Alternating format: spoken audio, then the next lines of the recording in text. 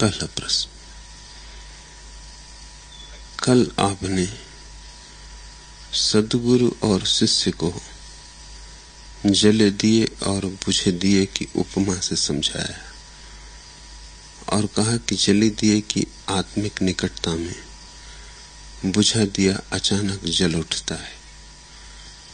कृपा करके बताएं कि ज्योति जल उठे उसके लिए कैसा हो शिष्य, कैसी हो बाती, कैसा हो तेल, कैसी हो निकटता। जिनमें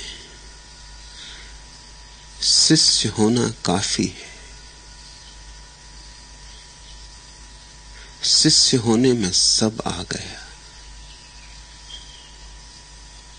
बाती भी, तेल भी, निकटता भी।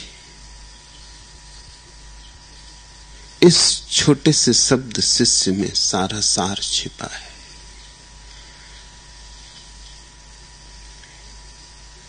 और पूछते हो कैसा हो शिष्य, तो शिष्य शब्द के सार को नहीं समझे। शिष्य तो बस एक ही जैसा होता है। शिष्य की कोई कोटियां नहीं, शिष्य बहुत प्रकार के नहीं होते, भांति भांति के नहीं होते। जैसे प्रेम एक ही होता है और जैसे शांति एक ही होती है और जैसे शून्य एक ही होता है, ऐसी ही शिष्य की दशा है। वहां द्वैत कहां, वहां अनेकता कहां, वहां भेद भिन्नता कहां। जैसे समस्त सागरों का स्वाद एक है, कहीं से भी चखो वही खारापन। ऐसे ही शिष्य का भी स्वाद एक है, कहीं से भी परखो, कैसे भी चखो, कैसे भी पहचानो। शिष्य का स्वाद है समर्पण।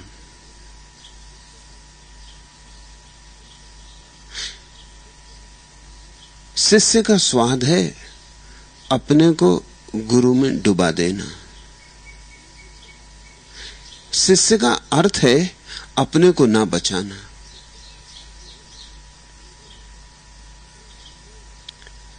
मैं भाव का विसर्जन। हम जीते हैं मैं भाव से। हम मानकर चलते हैं कि मैं ही केंद्र हूं सारे अस्तित्व का, सारा अस्तित्व मेरे ही इर्द गिर्द घूम रहा है, मेरे ही निमित्त चांद तारे चलते, सूरज उगता, वृक्ष बढ़ते, फलते फूलते, मेरे निमित्त ही सब हो रहा है। ऐसी भ्रांति है अहंकार की। शिष्य इस भ्रांति से मुक्त हो जाता है। शिष्य कहता है मैं हूं ही नहीं। शिष्य कहता है ये जो विराट का विस्तार है, इसमें मैं ऐसे खो गया हूं जैसे बूंद सागर में खो जाती, मैं बचा नहीं, मेरी अपनी कोई सीमा ना रही। और जिसने साहस किया अपने को इस भांति मिटाने का, वो सब कुछ पाने का अधिकारी हो जाता है। शिष्य है विसर्जन, शिष्य है समर्पण, शिष्य है आध्यात्मिक अर्थों में परम आत्मघात, अपने को पहुंच देना। एकदम से ये पहुंच देना संभव नहीं होता, नहीं तो व्यक्ति सीधा परमात्मा में विलीन हो जाए। सद्गुरु की बीच में सीढ़ी आवश्यक ना हो। सद्गुरु की सीढ़ी आवश्यक होती है, क्योंकि तुम एकदम विलीन होने को राजी नहीं होते। तुम कहते हो कोई सहारा तो हो। किसके सहारे विलीन हो जाऊं? मिटता हूं, लेकिन किन चरणों में मिटूं? कोई चरण तो हो। छोड़ना चाहता हूं अपने को, लेकिन किन के हाथों में छोड़ दूं? परमात्मा के हाथ दिखाई नहीं पड़ते, उसके पैर समझ में नहीं आते कहां है। उसका हृदय धड़कता ही होगा, अन्यथा अस्तित्व चलेगा कैसे, जिएगा कैसे? वही तो धड़कता है समस्त हृदयों में। पर कैसे उसकी धड़कन को हम सुने? हम इतने छोटे, वह इतना बड़ा। हम इतने क्षुद्र, वह इतना विराट। हम इतने सीमित, वह इतना असीम। हमारे उसके बीच फासला अनंत। हाथ फैलाएं तो उस तक पहुंचते नहीं, पुकारें तो पुकार उस तक जाती नहीं। आवाज लड़खड़ा के गिर जाती, आवाज जाती है थोड़ी दूर तक, मगर इस अनंत विस्तार को कैसे पाट सकेगी? सेतु नहीं बनता, व्यक्ति और परमात्मा के बीच सेतु नहीं बनता, सेतु का उपाय नहीं दिखता। अतएव सद्गुरु पड़ाव है।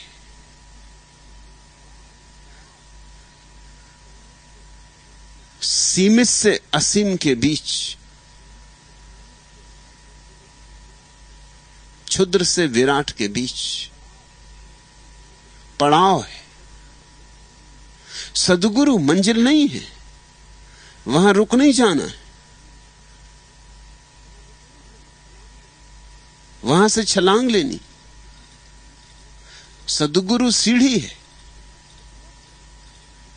उपयोग कर लेना, धन्यवाद दे देना और आगे बढ़ जाना। सद्गुरु की सीढ़ी का अर्थ होता है कुछ कुछ सीमित, कुछ कुछ असीम। एक हाथ सीमित, एक हाथ असीम। दिखाई पड़ता सीमित, और जो नहीं दिखाई पड़ता वह असीम। हमारी भांति देह में और परमात्मा की भांति देहहीन मनुष्य और परमात्मा के बीच एक कड़ी। चलता है, उठता है, बैठता है, सोता है, खाता है, बस ठीक हम जैसा है। इसलिए उसका हाथ पकड़ा जा सकता है, उसके चरणों में सिर रखा जा सकता है, उसके हृदय के पास कान लाए जा सकते हैं और उसकी धड़कन सुनी जा सकती है। उसका गीत हमारी ही भाषा में गाया जा रहा है। कभी कभी कठिन भी हो समझना, फिर भी असंभव तो नहीं। शांत मन से, शून्य मन से समझा तो कुछ न कुछ बूंद पड़ ही जाती है। न भरे घड़ा पर बूंद भी पड़ जाए जल की, तो भी भरेपन की यात्रा शुरू हो गई। घड़े में एक बूंद भी गिरे तो घड़ा अब उतना खाली नहीं रहा जितना पहले खाली था, और बूंद बूंद मिलके तो सागर बन जाते हैं। सागर भर जाते हैं बूंद बूंद होकर, तो गागर ना भर जाएगी। सद्गुरु हम जैसा और हम जैसा नहीं भी। दूर से देखोगे तो बिल्कुल हम जैसा, और जैसे जैसे पास आने लगोगे वैसे वैसे सद्गुरु एक खिड़की बन जाता है और उससे अनंत का आकाश झांकने लगता है। जितने समीप आओगे उतना ही पाओगे कि जो हम जैसा दिखता था बिल्कुल हम जैसा नहीं। इसलिए जो सद्गुरु के करीब आए उन्होंने गुरु को भगवान कहा। जो दूर रहे वे सदा हैरान हुए, चौंके, परेशान हुए, तर्क विचार में पड़े, विवाद उठाया,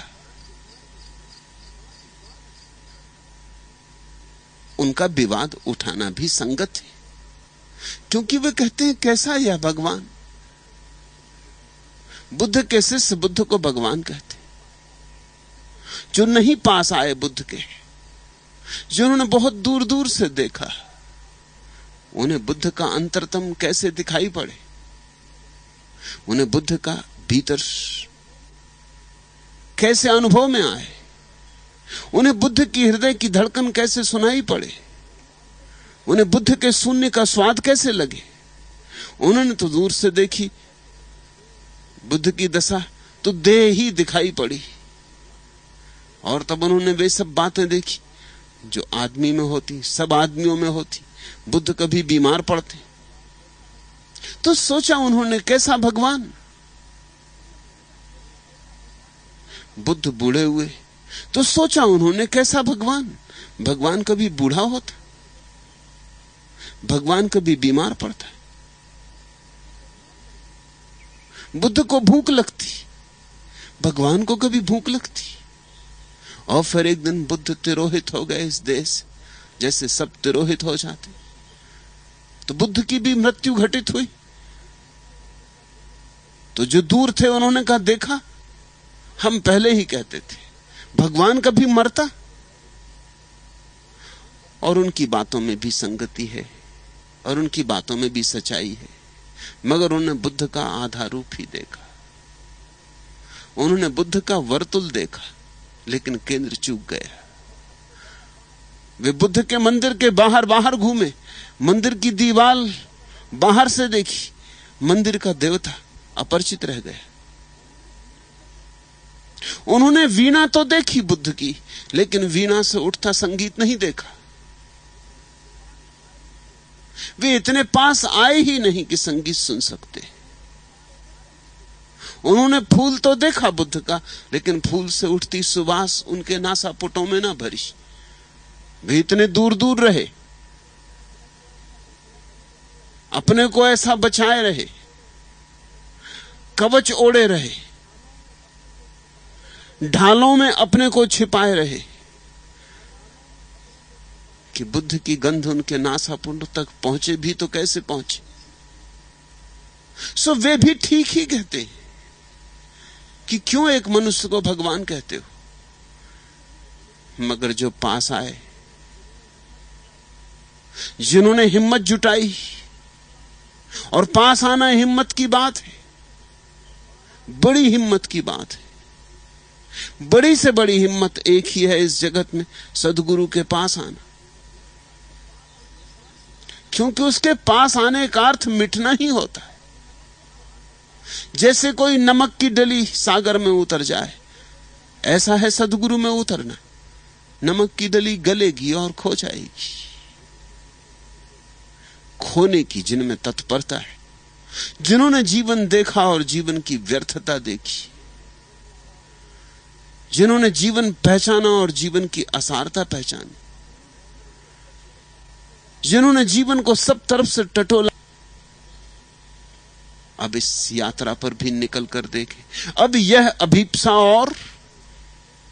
और सब यात्राएं कर चुके, 10 दिशाओं की यात्राएं कर चुके। अब इस 11वीं दिशा की यात्रा, और यह भी क्यों चूके। कौन जाने, जो कहीं और नहीं मिला यहां मिले। जो पास गए उन्होंने सदा कहा मिला है। कौन जाने ठीक ही कहते हो। तो जो पास आने की हिम्मत किए, जैसे जैसे पास आए देह तिरोहित होती गई। जैसे जैसे पास आए देह के भीतर जो विराजमान चैतन्य था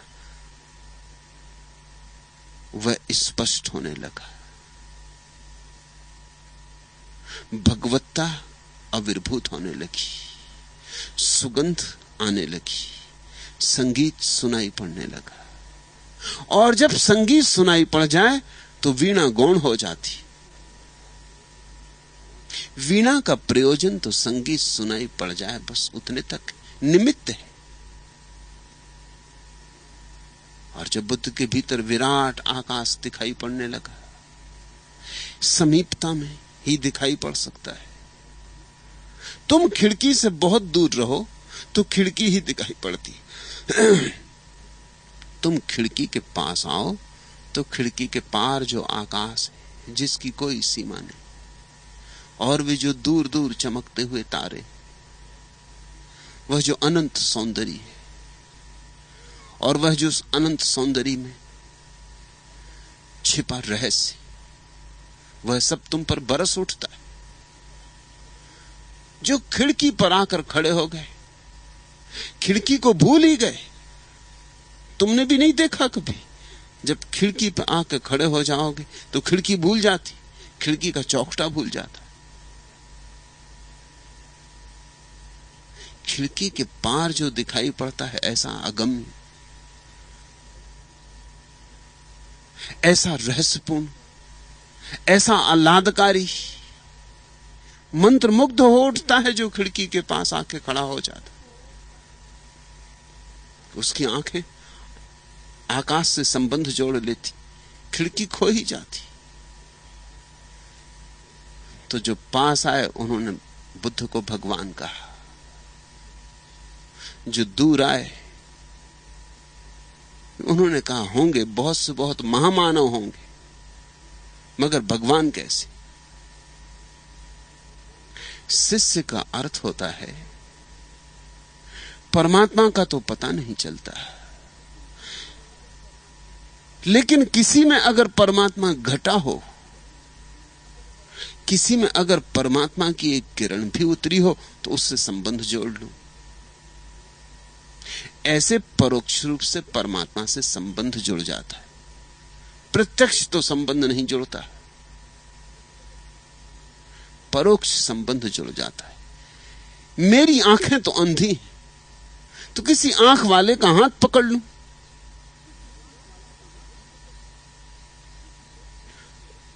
तो आंख के जगत से संबंध जुड़ जाता है।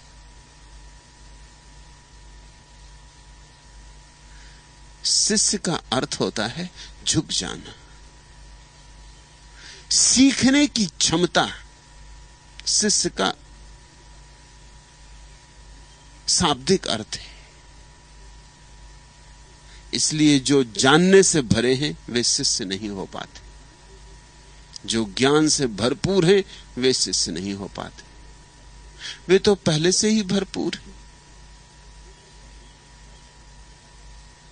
जिन्हें यह दिखाई पड़ने लगा है कि मेरा ज्ञान ज्ञान नहीं, और जरा तलाशना, जरा टटोलना, जरा अपने ज्ञान को परखना, जरा उलटना पलटना, जरा कसौटी पे कसना, क्या जानते हो?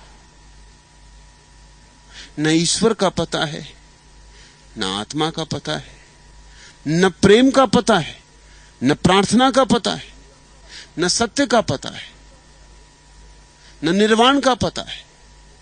कहां से आए पता नहीं, क्यों हो यहां पता नहीं, कहां जाते हो पता नहीं, फिर भी ज्ञानी बन बैठे हो। कुछ कूड़ा करकट इकट्ठा कर लिया शास्त्रों से, बासे उधार शब्द जुड़ा लिए, और उन्हीं बासे शब्दों को जमाए चले जा रहे हो, और जमा जमा के अपने को भ्रम दिए जा रहे हो कि मैं जानता हूं। ऐसी दशा को ही मैं पंडित की दशा कहता हूं। पंडित परम अज्ञान की दशा है।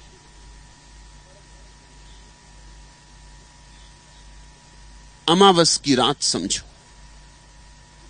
अंधेरा ही अंधेरा है, और अंधेरा भी ऐसा कि बड़ा चालाक, अंधेरा भी ऐसा कि बड़ा चतुर, ऐसा चतुर कि धोखा देता है कि मैं रोशनी हूं। शब्द जो बैठ गए भीतर, उनसे अहंकार भरता है। अहंकार की अकड़ मजबूत होती कि मैं जानता हूं, मैं और झुकूं, मैं तो जानता ही हूं। तो जो जानता है झुक नहीं पाता, और जो झुक नहीं पाता शिष्य नहीं हो पाता। जो जानता है झोली नहीं फैला पाता, और जो झोली नहीं फैला पाता शिष्य नहीं हो पाता। झुको तो बरो, झोली फैलाओ तो अमृत बरसे। अमृत तो बरस ही रहा, लेकिन तुम झोली फैलाने तक की हिम्मत नहीं कर पाते।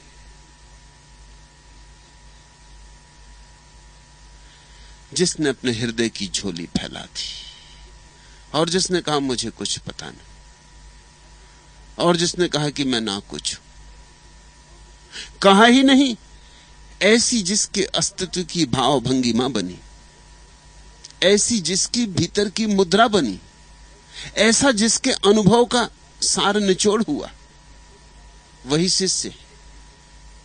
और जो शिष्य है तो फिर सब शेष अपने से हो जाता है। तुम पूछते कृपा करके बताएं कि ज्योति जल उठे उसके लिए कैसा हो शिष्य। कैसे का सवाल ही नहीं, बस शिष्य हो।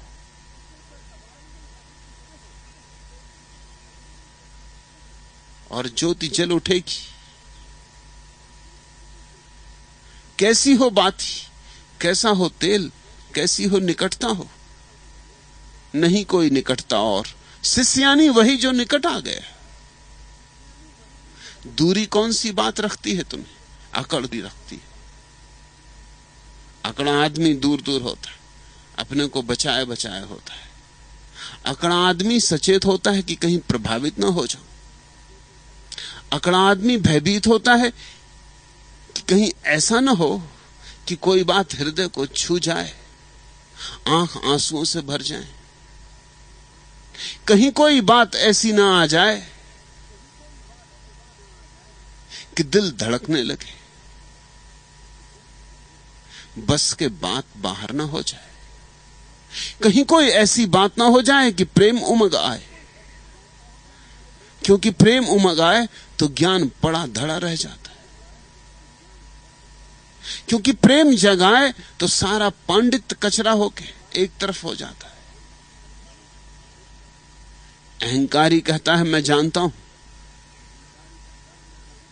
यह हो सकता है कि और भी कुछ जानने को है तो वह भी जान लूंगा। तो अहंकारी जब सद्गुरु के पास आता है तो सिर्फ और थोड़ा ज्ञान बटोरने को आता है, और ज्ञान है अंधेरा। ऐसे तुम्हारे पास काफी, तुम थोड़ा और कचरा बटोर लेते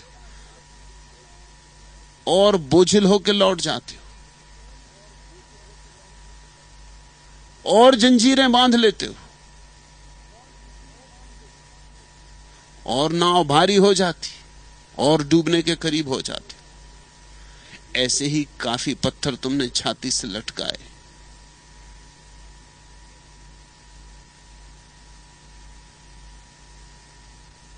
शिष्य कहता है मेरा ज्ञान मुझसे छीन लो। ज्ञानी कहता है थोड़ा ज्ञान मुझे और दो।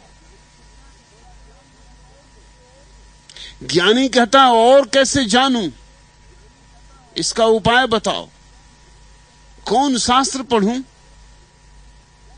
कौन सिद्धांत समझूं, इसका उपाय बताओ। शिष्य कहता है खूब भटका हूं शास्त्रों के जंगल में, राह नहीं पाई। आग लगा दो इस पूरे जंगल में, राख कर दो इन सारे शास्त्रों को, मुझे छुटकारा दिला दो इस ज्ञान से। मुझे फिर वैसा अज्ञान दे दो जैसा बच्चे में होता है, सरल।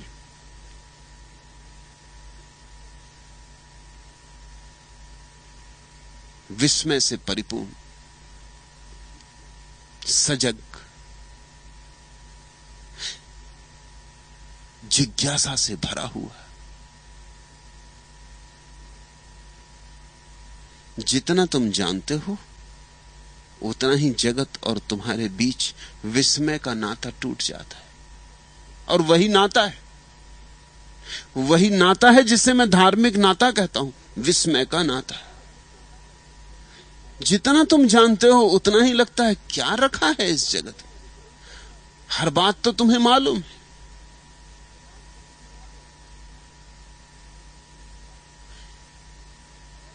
जगत में फिर रहस्य दिखाई नहीं पड़ता।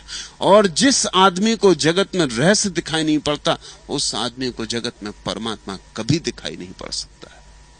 परमात्मा है क्या? रहस्य की परम अनुभूति। कोई व्यक्ति थोड़ी कि दूर आकाश में किसी सिंहासन पर बैठा तुम्हारी राह देख रहा है।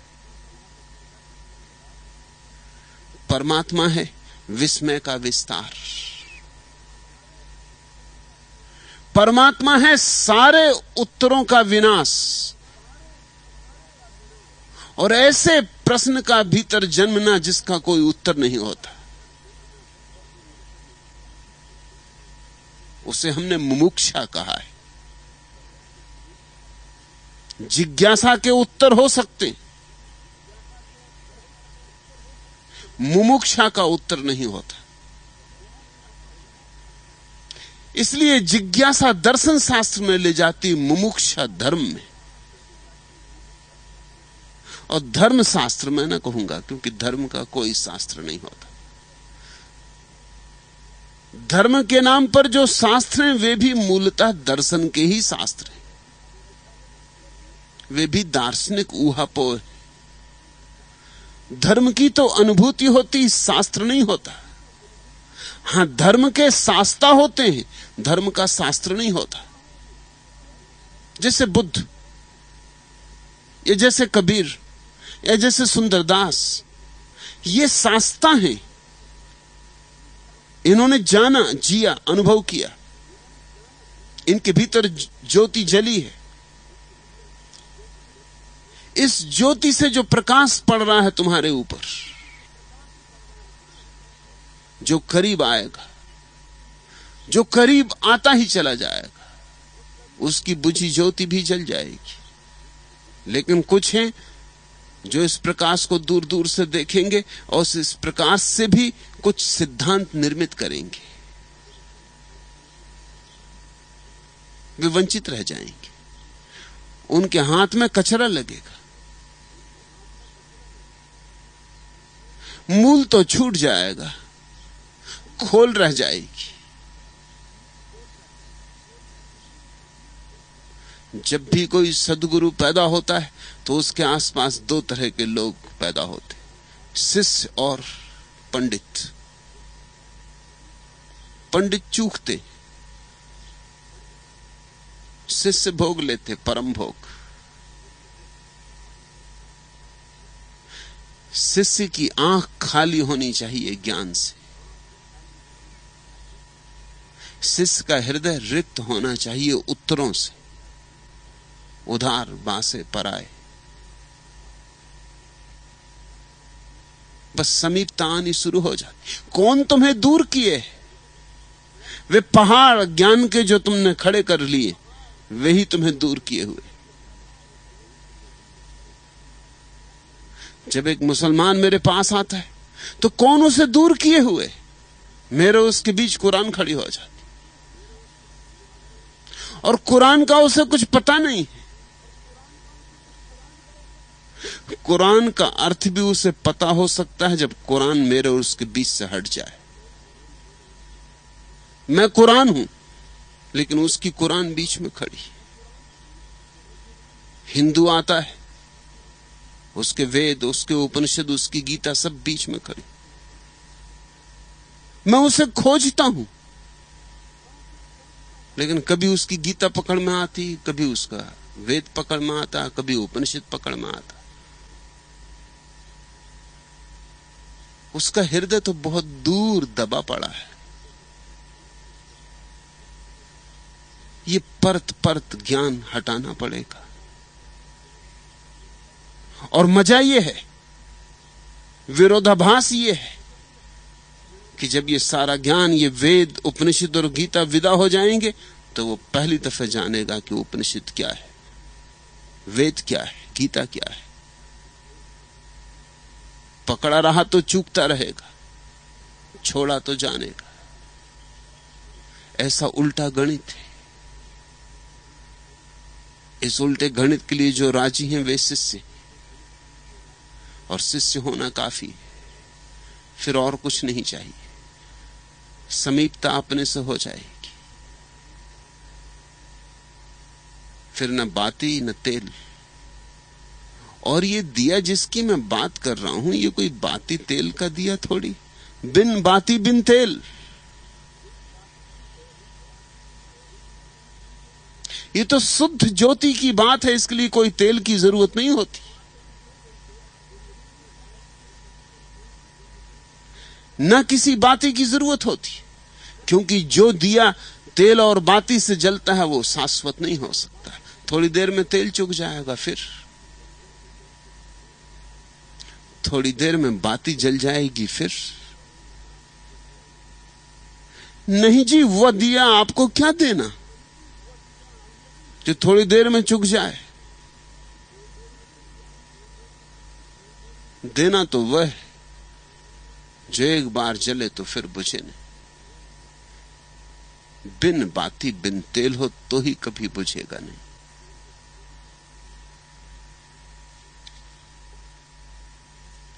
दूसरा प्रश्न,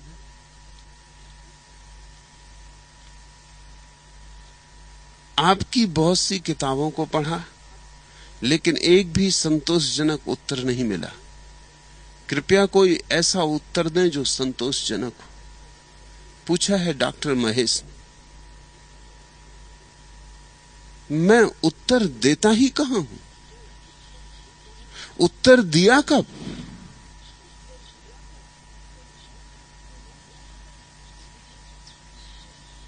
मैं तो उत्तर छीन रहा हूं, मैं तो उत्तर मिटा रहा हूं। मेरी तो कोशिश है कि तुम्हारे चित्त से सारे उत्तर मिट जाएं, और तुम्हारी कोशिश है कि संतोषजनक उत्तर मिल जाए। संतोषजनक उत्तर का क्या अर्थ होता है? अर्थ होता है कि जिसको पकड़ ही ले,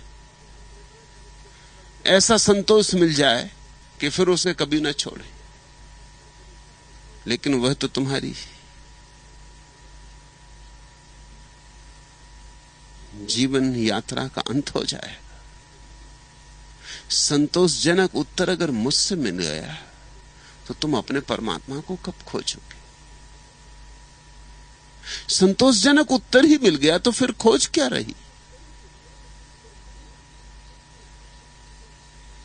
और संतोषजनक उत्तर अगर मुझसे मिल गया तो तुम सदा के लिए मुझसे बंध जाओगे,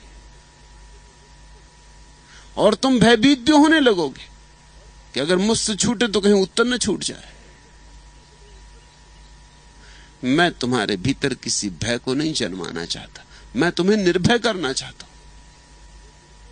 मैं तुम्हें अपने से नहीं बांध लेना चाहता, मैं तुम्हें सर्वांगीण मुक्ति देना चाहता हूं। और उत्तर मेरे से कैसे मिलेगा? असंतोष तुम्हारा है, उत्तर भी तुम्हें ही खोजना पड़ेगा।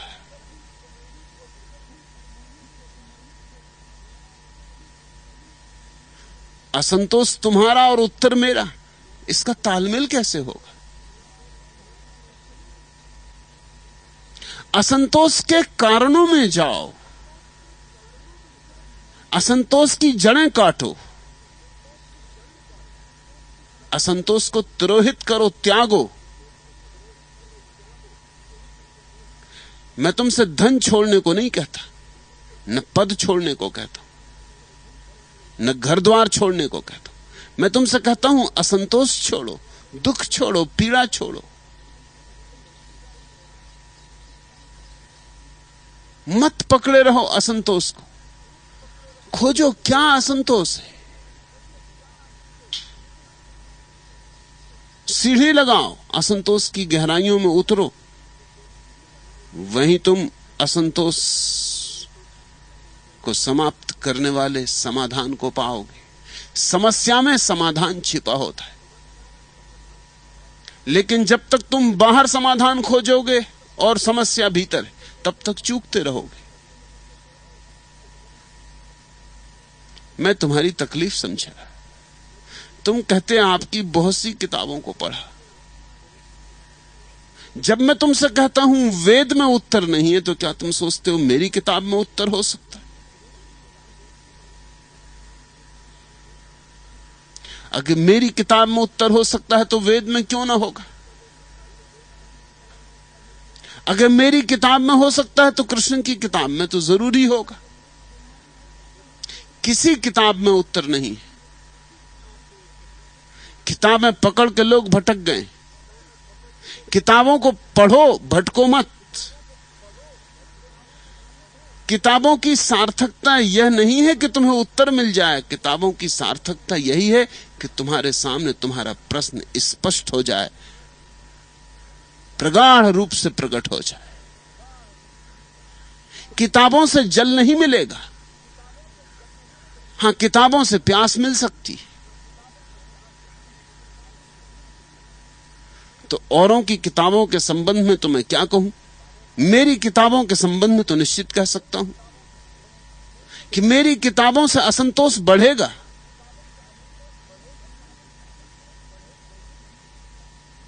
अगर कोई मुझे आके कहे कि मुझे आपकी किताबों से संतोष मिल गया तो मैं बहुत चौंकूंगा। कहीं कुछ भूल हो गई, या तो मुझसे भूल हो गई या उससे भूल हो गई। पूरा प्रयोजन ही यही है कि किताब से उत्तर नहीं मिलना चाहिए। बासा होगा, उधार होगा, पराया होगा।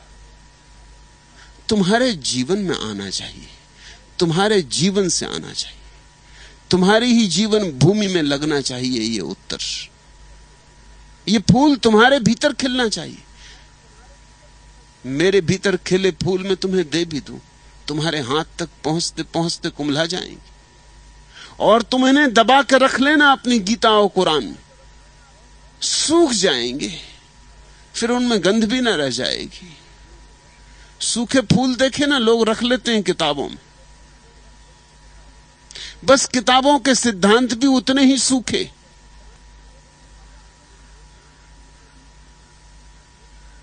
नहीं, उत्तर खोजो ही मत किताबों में। किताबों में खोजने के कारण तो मनुष्य जाति बर्बाद हुई।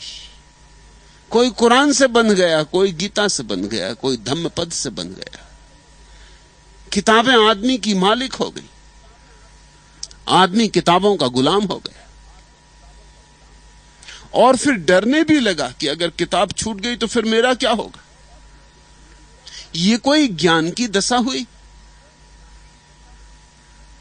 मुर्दा किताब मूल्यवान हो गई। कागज पर खींची गई स्याही की लकीरें मूल्यवान हो गई। कागज पर खींची गई स्याही की लकीरें सत्य हो सकती? फिर तो जब भूख लगे तो कागज पर रोटी लिख लेना। जब भूख लगे तो पाक शास्त्र की किताब को छाती से लगा लेना। और जब भूख न मिटे तो कसूर किसका? तुम्हारे प्रश्न से ऐसा लगता है महेश कि कसूर मेरा है कि इतनी किताबें तुमने पढ़ी, इतना श्रम किया, इतनी कृपा की, और उत्तर तुम्हें मिला नहीं। तुम पाक शास्त्र की किताबों को छाती से लगा के बैठे हो। पेट इस भाषा को नहीं समझेगा। पेट रोटी मांगता। और पाक शास्त्र में कितने ही व्यंजन बनाने की कितनी ही सुंदर विधियां दी हुई, क्या काम की। भाई मेरे, रोटी पकानी पड़ेगी।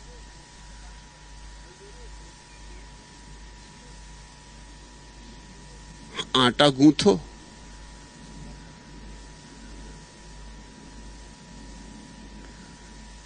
किताब रख के बैठे रहने में सुविधा जरूर है। ना आटा गूंथना पड़ता, ना हाथ आटे से भिड़ते, ना आग जलानी पड़ती, न चूल्हा फूंकना पड़ता, ना आंखों में आंसू आते। झंझट नहीं। रखे अपनी किताब, लगाए छाती से बैठे, मगर भूख बढ़ती रहेगी। और खतरा यही है कि कहीं ये धोखा मत देना ना कि उत्तर मिल गया, नहीं तो तुम मरोगे, भूखे मरोगे, बिना तृप्त हुए मरोगे। फिर पाकशास्त्र की किताब का अर्थ क्या है? स्वभावतः प्रश्न उठता है। अगर उत्तर नहीं मिल सकता तो किताब की जरूरत क्या है? किताब की जरूरत उत्तर देने के लिए नहीं, प्रश्न को प्रगाढ़ करने के लिए, प्रश्न को स्पष्ट करने के लिए। सद्गुरु तुम्हारे प्रश्नों को स्पष्ट करता है, इतना स्पष्ट करता है कि तुम्हारी आंख के सामने तुम्हारा प्रश्न नग्न होकर खड़ा हो जाता है। इतना स्पष्ट करता है कि प्रश्न के पत्ते ही नहीं दिखाई पड़ते, प्रश्न की जड़ें भी दिखाई पड़ने लगती। और जिससे जड़ें दिखाई पड़नी शुरू हो जाएं, फिर उसके हाथ की बात है, चाहे तो उखाड़ दे जड़ें, प्रश्न तिरोहित हो जाएगा। और अगर उसे मजा आता हो प्रश्न में, तो सींचे पानी, तो फिक्र करे पौधे की, तो डाले खाद, तो प्रश्न और बड़ा होने लगेगा। समस्या भीतर, समाधान भी भीतर ही उमगाना है। और मजा ऐसा है कि हर समस्या के भीतर उसका समाधान छिपा है। अगर तुम समस्या में ठीक ठीक उतरो तो समाधान मिल जाए। सद्गुरु तुम्हें समाधान नहीं देता, समाधान पाने की दृष्टि देता है, समाधान खोजने की दिशा देता है। लेकिन आदमी अंधे है, आदमी बड़ा अद्भुत है। मैं तुम्हें चांद बताता हूं कि देखो चांद, अंगुली उठाता हूं, तुम मेरी अंगुली पकड़ लेते हो, तुम कहते हो कहां चांद? हम तो आपकी अंगुली पकड़े बहुत दिन से बैठे, आपकी किताब पढ़ रहे हैं, चांद कहां है? किताबें अंगुलियां हैं चांद को बताने वाली, किताबें चांद नहीं है। अंगुलियों को पकड़ो मत। और कुछ तो ऐसे हैं कि अंगुलियां चूस रहे हैं।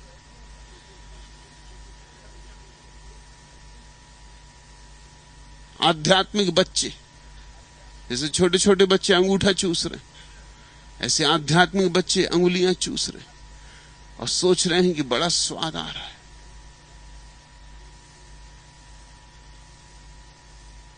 और कभी कभी ऐसा हो सकता है जैसा कुत्तों को हो जाता है।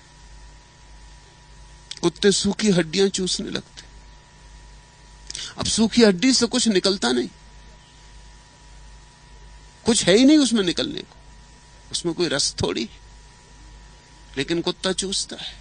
और कुत्ते से सूखी हड्डी छीनो, बहुत नाराज हो जाता। ऐसी तुमसे जब कोई वेद छीने तुम नाराज, कोई कुरान छीने तुम नाराज, सूखी हड्डियां। मगर कुत्ता नाराज क्यों हो जाता है सूखी हड्डी छीनो तो? और कुत्ते को सूखी हड्डी में रस क्या मिलता होगा? रस नहीं मिलता है, मगर एक जाल है। जब कुत्ता सूखी हड्डी चूसता है तो उसके मसूड़े छिल जाते, उन छिले हुए मसूड़ों से खून बहने लगता, उसी खून को वो चूसता है, सोचता है खून हड्डी से आ रहा है, आता अपने ही मसूड़ों से। घाव बन रहे हैं मुंह में, उन्हीं घावों से खून बह रहा है, लेकिन खून का स्वाद जब उसे आता है तो सोचता, आहा कैसी रसपूर्ण हड्डी हाथ लगी। शास्त्रों से भी जब तुम्हें कुछ मिलता है तो शास्त्रों से नहीं मिलता, शास्त्र तो सूखी हड्डियां हैं। मिलता तो सदा तुम्हें अपने ही भीतर से, और नाहक बीच में घाव बन जाते। हिंदू के घाव, जैन के घाव, ईसाई के घाव, ये सब घाव हैं। मैं तुम्हें घावों से मुक्त करना चाहता हूं और मैं तुम्हें यह समझाना चाहता हूं, ये सूखी हड्डियां छोड़ो।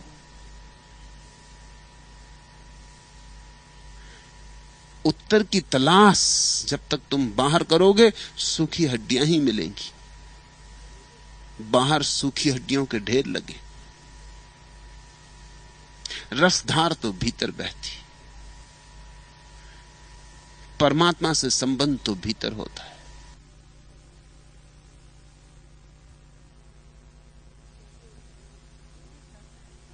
तुम कहते मैं आपकी बहुत सी किताबों को पढ़ा, लेकिन एक भी संतोषजनक उत्तर नहीं मिला। एकदम शुभ हुआ, धन्यभागी हो तुम।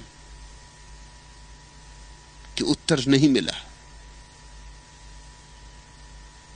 उत्तर तो समाधि में मिलेगा, समाधान तो समाधि में मिलेगा। वे किताबें तो इशारा हैं कि ध्यान करो, वे किताबें तो कहती हैं कि आटा गूंथो,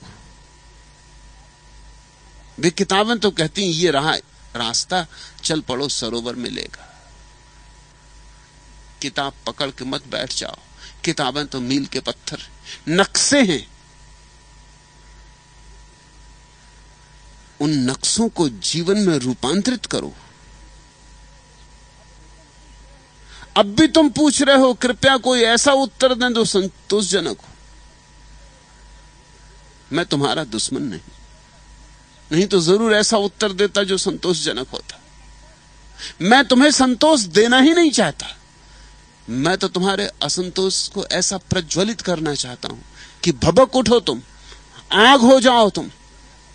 तुम्हारे जीवन में असंतोष ऐसा घिर जाए कि कोई चीज संतुष्ट ना करे, धन संतुष्ट ना करे, पत्नी संतुष्ट ना करे, पद संतुष्ट ना करे, शास्त्र संतुष्ट ना करे, मंदिर मस्जिद संतुष्ट ना करे, सारा जगत असंतोष की लपटों से भर जाए।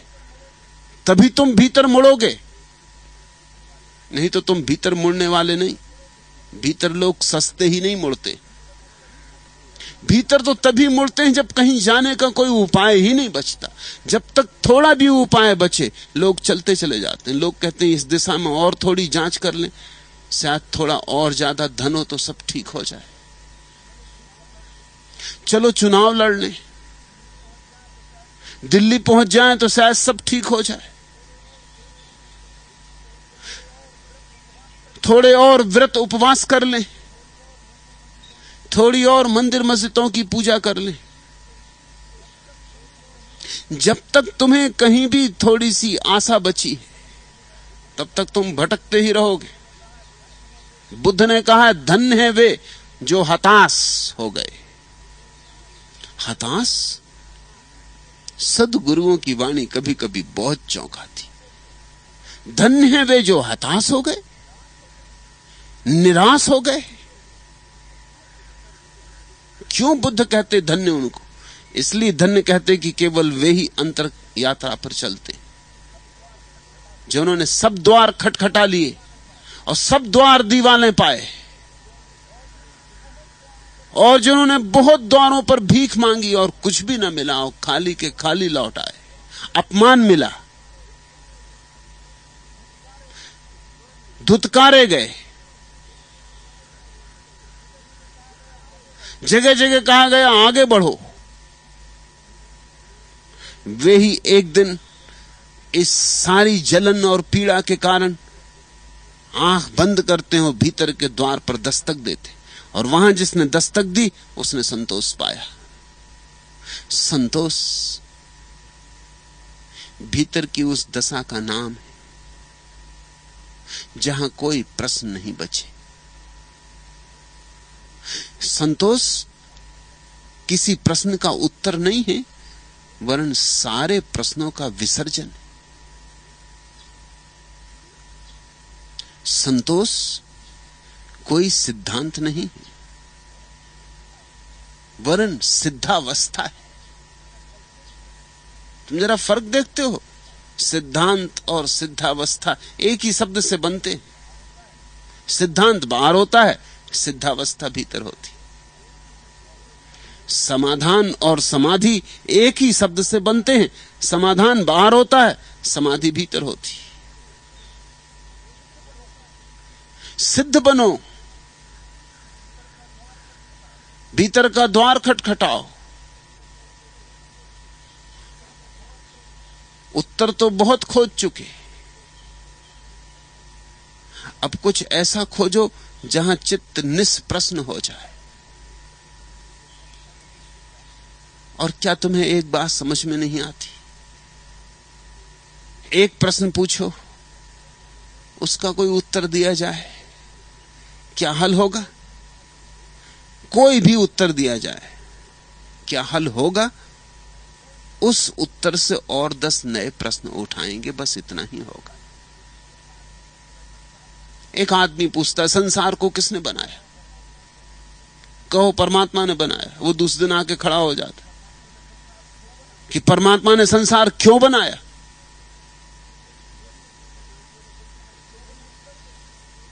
कोई उत्तर दो कि परमात्मा लीला कर रहा है। वो तीसरे दिन आके खड़ा हो जाता है कि ये कैसी लीला, इतना दुख क्यों है लीला में। कोई भूखा मर रहा है, बच्चे को कैंसर हो गया है, कोई अंधा पैदा हुआ है, कोई लंगड़ा है, ये कैसी लीला।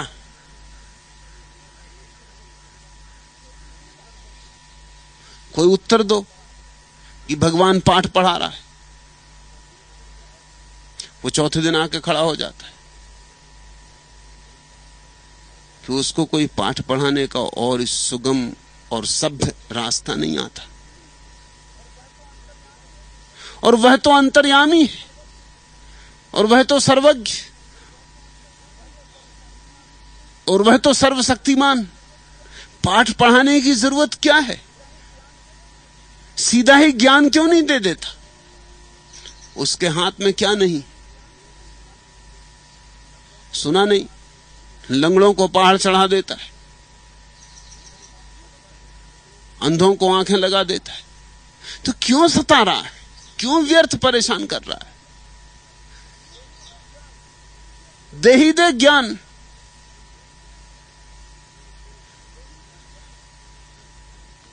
तुम सोचते हो कोई प्रश्न हल होता? एक उत्तर दो, उससे 10 प्रश्न खड़े हो जाते। कोई भी उत्तर हो और प्रश्न खड़े करेगा।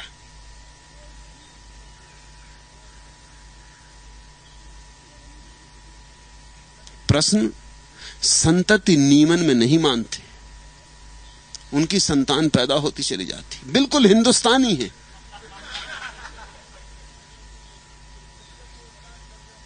और जब तक वो 1-8 दर्जन बच्चे खड़ा ना कर दें,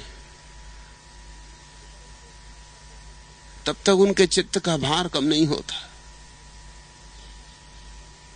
जब तक वो भीड़ ना बढ़ा दे,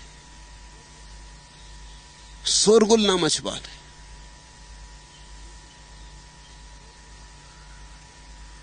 लेकिन समाधि बांझ, तुम हैरान होगे। मैं कहता हूं समाधि बांझ। जो समाधि में पहुंचा, फिर न कोई प्रश्न उठते, न कोई उत्तर उठते, सब गया।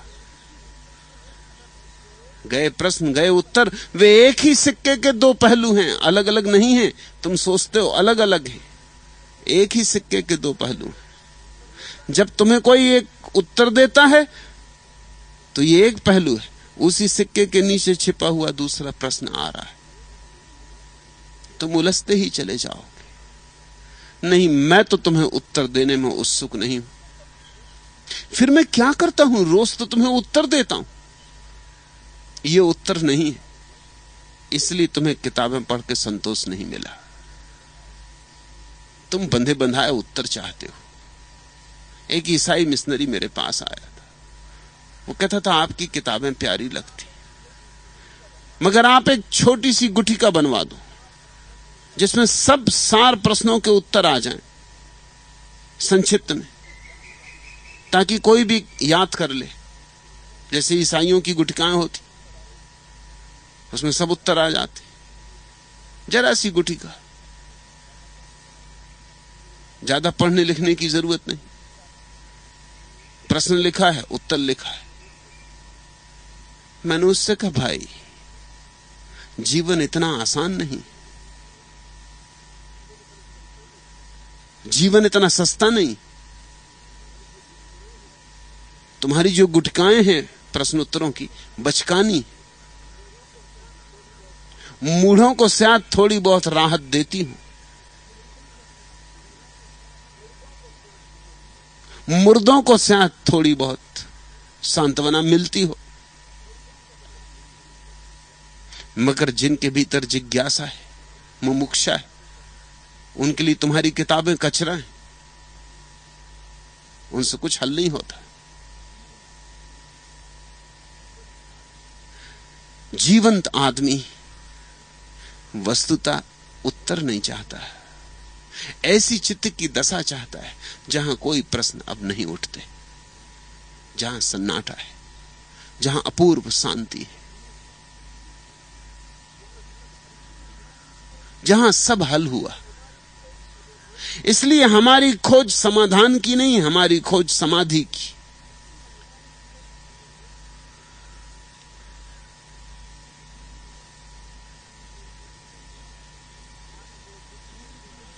आह वो मंजिले मुराद, दूर भी है करीब भी, देर हुई कि काफिले उसकी तरफ रवा नहीं। दैरो हरम है गर्द राह, नक्शे कदम है महरुमाह, इनमें कोई भी इश्क की मंजिले कारवां नहीं।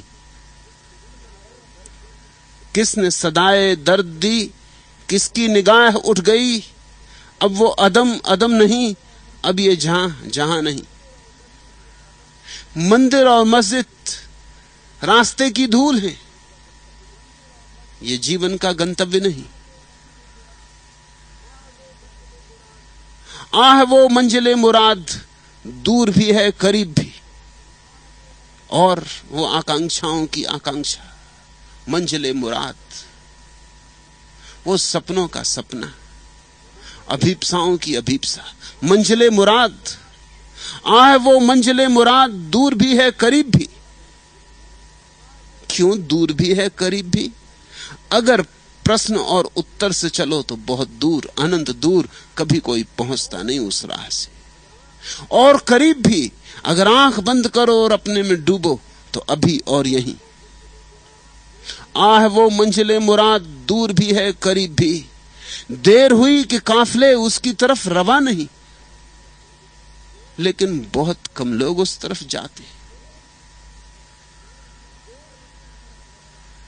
देर हुई कि काफिले उसकी तरफ रवा नहीं, यात्री दल उस तरफ जा ही नहीं रहे। कोई चला काबा, कोई चला काशी, कोई चला गिरनार। देर हुई कि काफिले उसकी तरफ रवा नहीं। भीतर चलो महेश, भीतर चलो।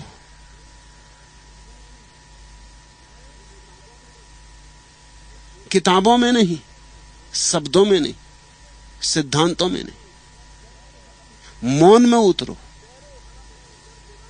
दैरो हरम है गर्द राह, नक्शे कदम है महरुमाह, इनमें कोई भी इश्क की मंजिले कारवां नहीं। वो जो तुम्हारे भीतर तलाश चल रही है, कोई तृप्त ना कर सकेंगे, न मंदिर और मस्जिद और न चांद और तारे। एक ही जगह से तृप्ति का जन्म होगा, एक ही केंद्र से सुवास उठेगी, और वह केंद्र तुम अपने लिए, अपने भीतर लिए बैठे हो। खोजी के भीतर छिपी है खोज, गंता में छिपा है गंतव्य। कहीं जाना नहीं, घर आना, और एक क्षण में सब बदल जाता है। किसने सदाए दर्द दी, किसकी निगाह उठ गई, अब वो अदम अदम नहीं, अब ये जहां जहां नहीं। समाधि के क्षण में सब बदल जाता है। फिर ये दुनिया दुनिया नहीं, ये आदमी आदमी नहीं, ये मन मन नहीं, ये प्रश्न प्रश्न नहीं, ये उत्तर उत्तर नहीं। एक घड़ी में तुम किसी और ही लोक में रूपांतरित हो जाते।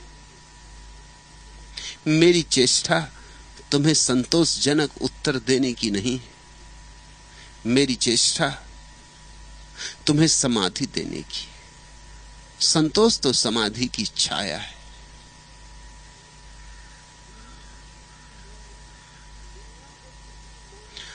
दुनिया को किसी नौए से ये राज मिले, दुनिया के किसी साज से ये साज मिले, दुनिया को तो हम देते सुकूने जावेद, कुछ दिल के धड़कने का भी अंदाज मिले। असली प्रश्न क्या है? कुछ दिल के धड़कने का भी अंदाज मिले। असली प्रश्न क्या है? मैं कौन हूं? कुछ दिल के धड़कने का भी अंदाज मिले। एक ही राज है जिसे खोल लेना। और पर्दा क्या है? बस हम भीतर नहीं देखते, यही पर्दा है। आंखें बाहर ही देखती हैं, यही पर्दा है। कल देखा नहीं, सुंदरदास ने कितनी बार कहा, आंख से देखोगे बाहर चूकोगे, कान से सुनोगे बाहर नहीं सुनाई पड़ेगा वह अनाहत नाद, चखोगे जीभ से स्वाद नहीं मिलेगा परमात्मा का। लौटो, प्रतिक्रमण करो, प्रत्याहार करो, आंखों को पलटाओ भीतर, कानों को उल्टाओ भीतर, सुनो उस नाद को जो भीतर है, देखो उस दृश्य को जो भीतर है। राबिया अपनी झोपड़े में बैठी, फकीर हसन बाहर निकला, सुबह हुई, सूरज निकला, प्यारा सूरज, पक्षियों के गीत, सुबह की शीतल हवा, मस्त हो। हसन ने भीतर आवाज दी, राबिया तू भीतर क्या करती है? बाहर आ, देख परमात्मा ने कैसे सुंदर सुबह को जन्म दिया है। राबिया खिलखिला के हंसने लगी। उसने कहा, पागल हसन, तू भीतर आ, क्योंकि जिसने सुबह को जन्माया उसे मैं भीतर देख रही हूं। सुबह बहुत सुंदर है, मगर उसको बनाने वाले के सौंदर्य का क्या कहना। महेश भीतर आओ।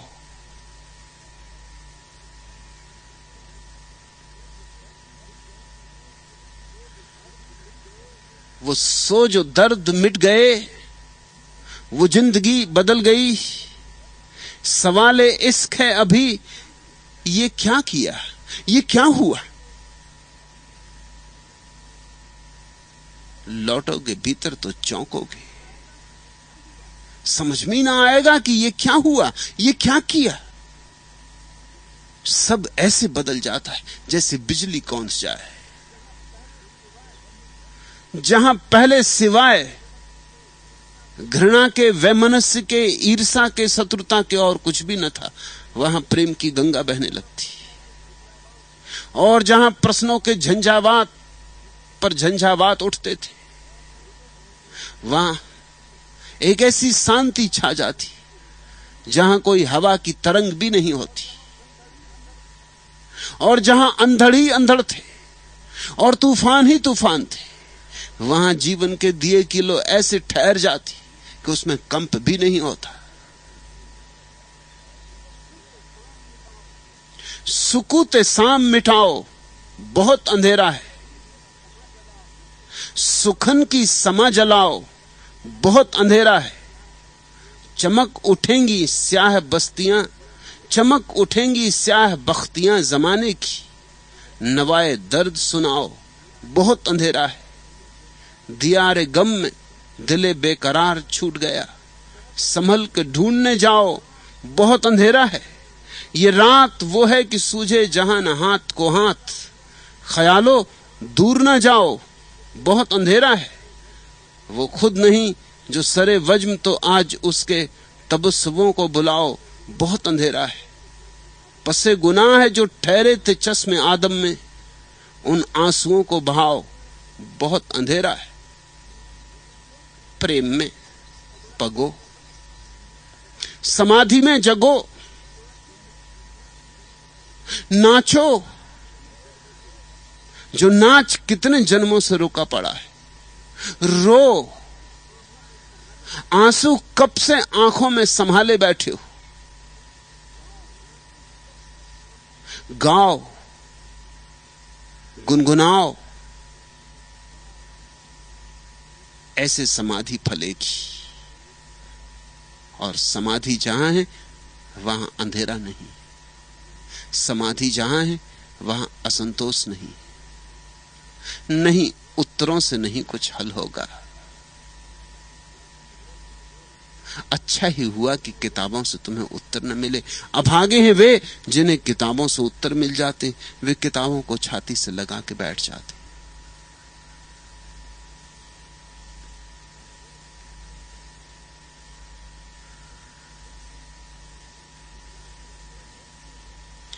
क्या कहते थे इसका तो किसे होश रहा। हां, बज़्म में तकरीरों का एक जोश रहा। देखा जो ये रंग होश वालों का फिराक, दीवाना भी कुछ सोच के खामोश रहा। यहां होश वाले, तथाकथित होश वाले पंडित, पुरोहित, संत, महात्मा उत्तर देने में लगे हैं। बड़े विवाद चल रहे हैं। क्या कहते थे इसका तो किसे होश रहा। हां, वज्म में तकरीरों का एक जोश रहा। यहां लोग क्या कह रहे हैं इसका उन्हें पता भी नहीं। याद करो, सुंदरदास ने कल ही कहा, जब तक सुध न आ जाए कहना मत कुछ। सुध ही ना जगे भीतर तो चुप ही रह जाना। यहां लोग उत्तर दे रहे हैं। पूछो किसी से, शायद ही तुम ऐसा आदमी पाओ जो कहे कि भाई मुझे मालूम नहीं। पूछो किसी से, कुछ भी पूछो। ऐसा आदमी खोजना मुश्किल है जो कहे मुझे मालूम नहीं। पूछो किसी से, ईश्वर है? कोई कहेगा हां है, और मरने मारने को तैयार है अगर न मानो उसकी बात। और कोई कहेगा नहीं है, वो भी मरने मारने को तैयार है अगर न मानो उसकी बात। और कोई कहता है चतुर्मुखी, और कोई कहता है 1000 हाथ वाला है, और कोई कहता है निराकार है, और सब झगड़ रहे हैं। तुम जरा देखो तो उत्तर देने वाले कैसी झंझट में पड़े हो, कैसे झगड़ रहे हैं। इनको खुद ही संतोष नहीं मिला। इनके उत्तरों से किसको संतोष मिलेगा। कितनी छोटी बातों पे झगड़े चल रहे हैं। ऐसी छोटी बातों पे झगड़े चलते हैं कि सोच के विश्वास भी नहीं आता। मैं एक गांव में मेहमान था। जैन मंदिर के सामने से निकला तो पुलिस खड़ी थी, ताला लगा था। मैंने पूछा मामला क्या है, तो कहा दिगंबरों और श्वेतांबरों में झगड़ा हो गया। अब दिगंबर और श्वेतांबर दोनों ही महावीर को मानते। भेद बड़े छोटे, ऐसे बचकाने कि कहो तो हंसी आए, मगर बड़े बड़े ज्ञानी, महात्मा, मुनि विवाद में पड़े रहते। बातें बड़ी छोटी छोटी। तुम चकित होगे कि झगड़ा क्या था। मैंने पूछा झगड़ा आखिर था क्या। पुलिस वाले भी, अब पुलिस वालों से बुद्धू और कोई दुनिया में होते, वो भी हंसे। उन्होंने कहा कि झगड़ा क्या था, ये तो हमें भी हंसी आती। झगड़ा यह है कि इस मंदिर में सदा से ऐसा रहा कि श्वेतांबर दिगंबर दोनों ही पूजा करते। 12 बजे तक एक संप्रदाय पूजा करता, 12 बजे के बाद दूसरा संप्रदाय पूजा करता। श्वेतांबर महावीर की खुले आंख पूजा करते और दिगंबर महावीर की बंद आंख पूजा करते। सोचना जरा, झगड़ा तो जब महावीर की पूजा चलती है तो श्वेतांबर एक नकली आंख चिपका देती, क्योंकि महावीर की मूर्ति पत्थर की बंद आंख होती, उस पर एक नकली आंख चिपका देते ऊपर से, खुली आंख, फिर पूजा करते। दिगंबर जब आते हैं नकली आंख निकाल अलग कर देते, फिर बंद आंख की पूजा करते। कोई श्वेतांबर भक्त क्या होंगे, उपद्रवी रहे होंगे।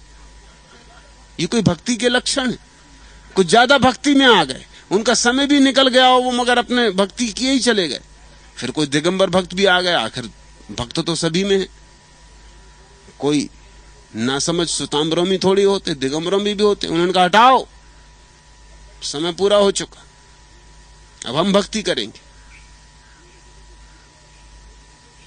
उन्होंने जबरदस्ती आंख हटा दी। अब कोई किसी के भगवान की आंख हटा दे, और दोनों के भगवान एक ही हैं।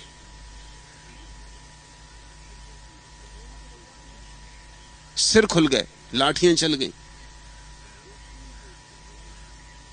तुम देखते हो ये उत्तर देने वाले ये मंदिर मस्जिद ये सब लड़वाते, इनके उत्तरों से तुम्हें समाधान होगा? इनके खुद के समाधान कहां हैं?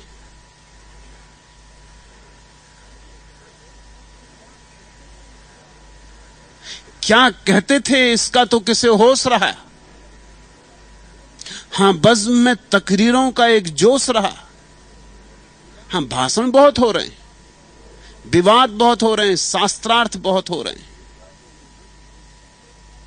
देखा जो ये रंग होश वालों का फिराक, ये तथाकथित होश वाले और बुद्धिमान और पंडितों पुरोहितों का ये रंग जब देखा जो ये रंग होश वालों का फिराक, दीवाना भी कुछ सोच के खामोश रहा। दीवाने बनो महेश, खामोशी सीखो, चुप्पी साधो। अब भीतर के शास्त्र में उतरो, वहां शास्त्रों का परम शास्त्र है, वहां वेदों का परम वेद है, जहां सारे विचार खो जाते, वहीं उत्तर है। उत्तर की तरह नहीं, वहीं समाधान है। समाधान की तरह नहीं, समाधि की तरह। फिर कोई प्रश्न नहीं उठता, फिर किसी सिद्धांत पर कोई पकड़ नहीं रह जाती। फिर न केवल तुम्हारे भीतर एक संतोष का फूल खिलता है जो तुम्हारे पास आते हैं, उनके भीतर भी थोड़ी थोड़ी आभा, थोड़ा थोड़ा रंग तुम्हारे संतोष का लगने लगता है।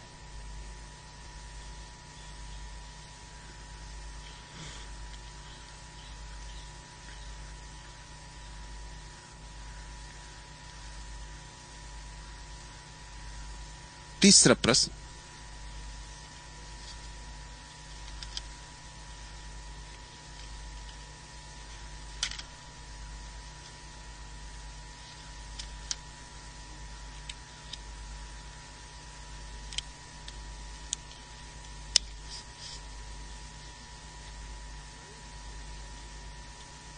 अदाएं हैं तेरी फानी,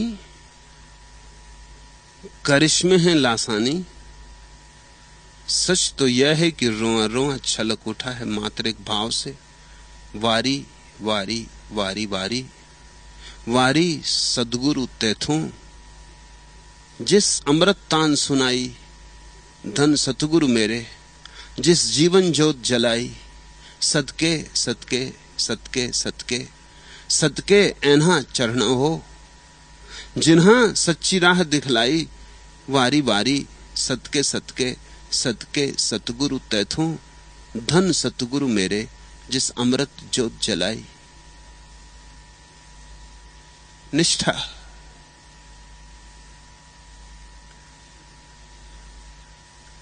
इसी के लिए यह आयोजन है,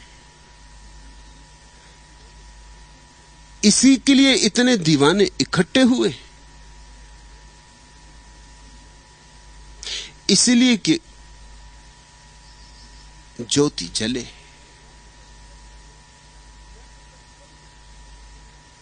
मैं तो तत्पर हूं, बस तुम्हारी तत्परता हुई कि उसी क्षण घटना घट जाती, और फिर निश्चित ही गहन अहोभाव उठता है।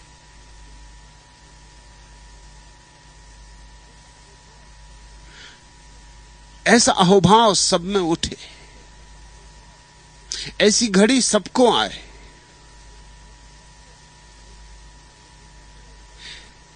ऐसी भाव दशा सब में बहे, यही आकांक्षा है। शुभ हुआ, रोआ रोआ छलक उठता है, निश्चित छलक उठता है। एक ऐसी शराब भीतर बहने लगती कि जिसमें बेहोशी भी बड़ी है और होश भी बड़ा है। ऐसी अद्भुत शराब में डूब जाता है शिष्य कि जैसे जैसे बेहोश होता है वैसे वैसे और होश बढ़ता है। एक तरफ मस्ती छाती जाती, एक तरफ नृत्य उठता है और दूसरी तरफ सब शांत होने लगता है। तूने कहा रोआ रोआ छलक उठा है मात्र एक भाव से, वारी सतगुरु तेथों। इस भाव को खोने मत देना।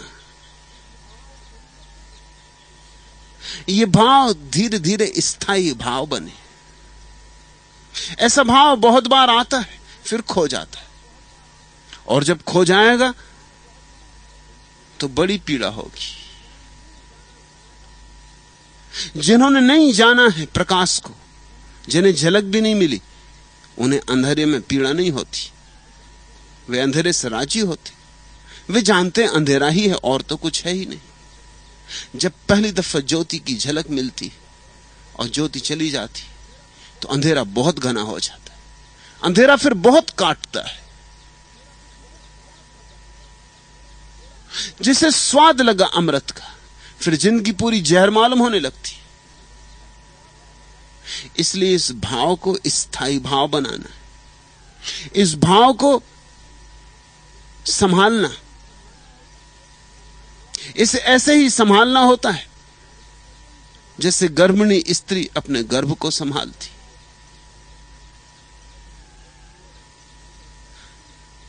चलती है, उठती है, बैठती है, काम भी करती है, पर प्रतिपल ख्याल रखती एक नए जीवन का आविर्भाव उसके भीतर हो रहा है।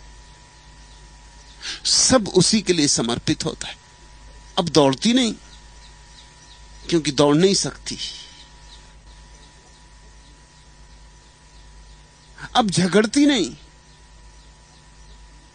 क्योंकि एक नए जीवन का आविर्भाव हो रहा।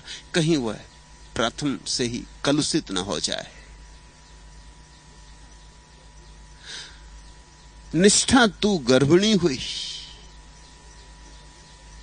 अब इस भाव को संभालना अपने गर्भ में। जिस अमृत तान सुनाई धन सतगुरु मेरे, जिस जीवन ज्योति जलाई,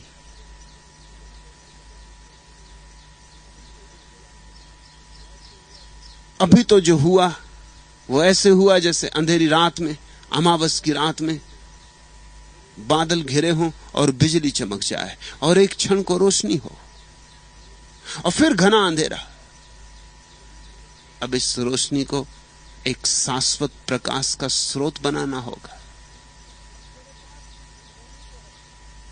अब तेरे पास कुछ खोने को है, अब संभल के चलना। सुना है मैंने, जापान का एक सम्राट रोज रात, जैसे पुराने सम्राटों की आदत थी, घोड़े पर सवार होकर राजधानी में निकलता था। और तो सब सोए रहते। एक फकीर नंगा धड़ंग, न उसके पास कुछ, एक झाड़ के नीचे बड़ा सावधान बैठा रहता था, आंखें खोले, चौकन्ना। धीरे धीरे सम्राट उस्तुक होने लगा। वो अकेले ही आदमी था जो जागा रहता, और वो अकेले ही आदमी था जिसको सम्राट जागा हुआ पाता अपनी यात्रा में।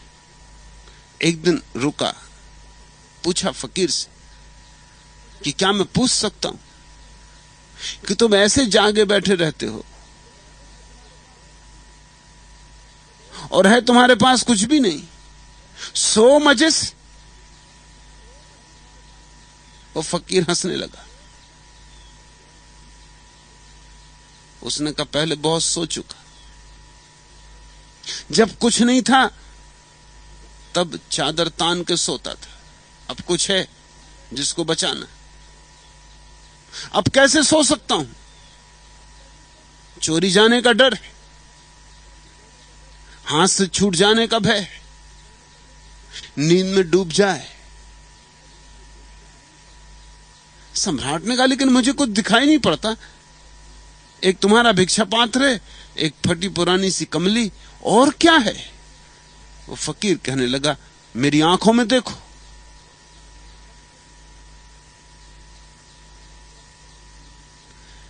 सम्राट ने कभी किसी की आंखों में इस तरह देखा नहीं था। ऐसी आंखें भी नहीं थी जो देखने में, जिनमें कुछ देखने जैसा कुछ हो। सम्राट ने उन आंखों में देखा और चकित हो गया। और जब घड़ी भर बाद विदा हुआ तो सम्राट भिकमंगा था और भिकमंगा सम्राट हो गया था। क्या हो गया? सम्राट ने देखा भीतर जरूर संपदा है, एक नया राज्य। और फकीर ठीक कहता है कि अब मेरे पास कुछ खोने को है। इधर मेरा रोज का अनुभव है। जिन सन्यासियों के पास कुछ खोने को हो जाता है उन्हें मैं बहुत सावधान करता हूं, उन्हें बहुत समझाता हूं कि अब जरा संभल के रहना, नहीं तो पछताओगे।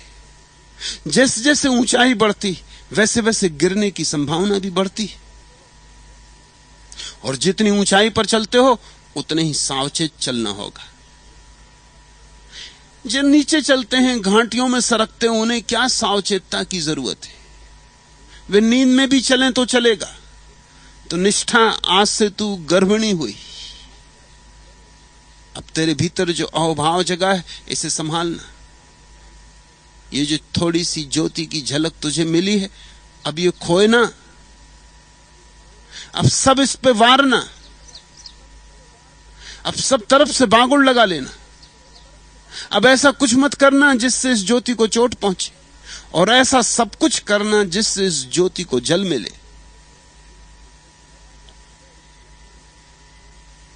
सदके ऐना चरना हो जिन्हा सच्ची राह दिखलाई। वारी वारी सतके सतके सतके सतगुरु तैथों।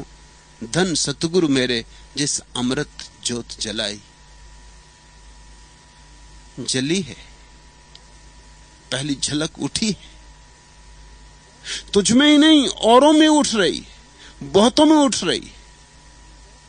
तेरे बहाने उन सबको कह रहा हूं। और जब मैं एक को उत्तर देता हूं तो ये मत ख्याल करना कि उसको ही उत्तर देता हूं, वह तो निमित्त है। उसके बहाने उन सबको उत्तर देता हूं जो उसी दशा में।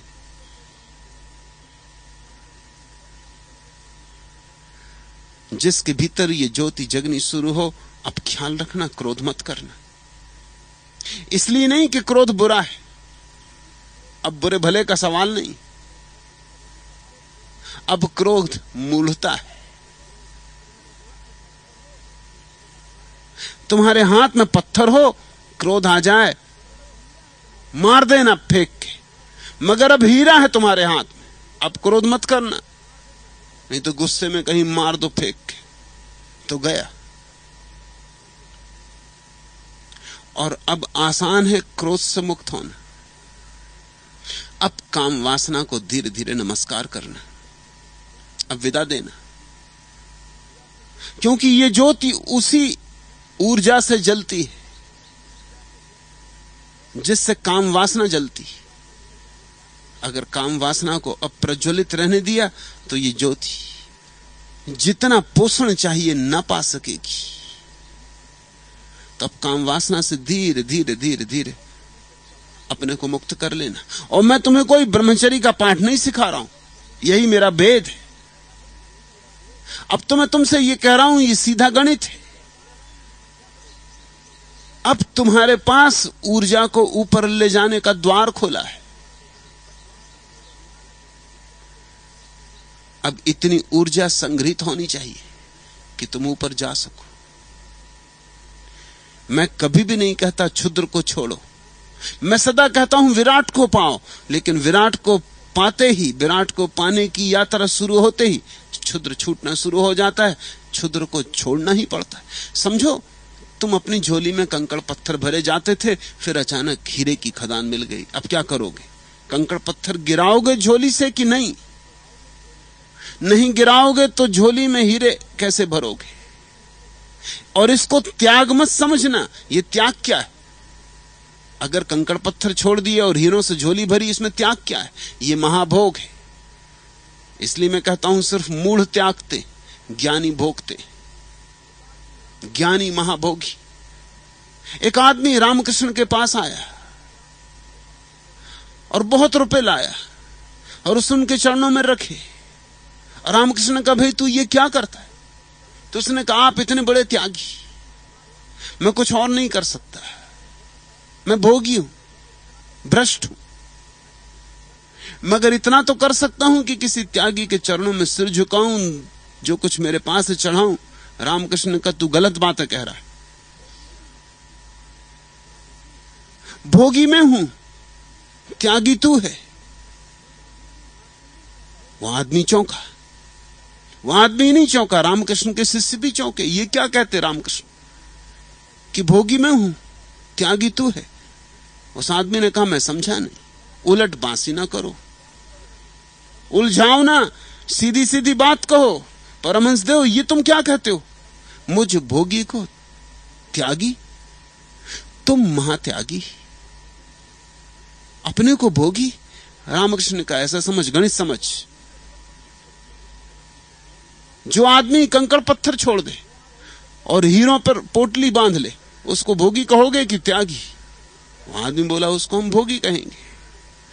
और रामकृष्ण का जो कंकड़ पत्थरों पर पोटली बांध ले, हीरों को छोड़ दे, उसको क्या कहोगे? निश्चित उसको हम त्यागी कहेंगे। रामकृष्ण का, ऐसी ही मेरी दशा है, तूने व्यर्थ में पोटली बांधी,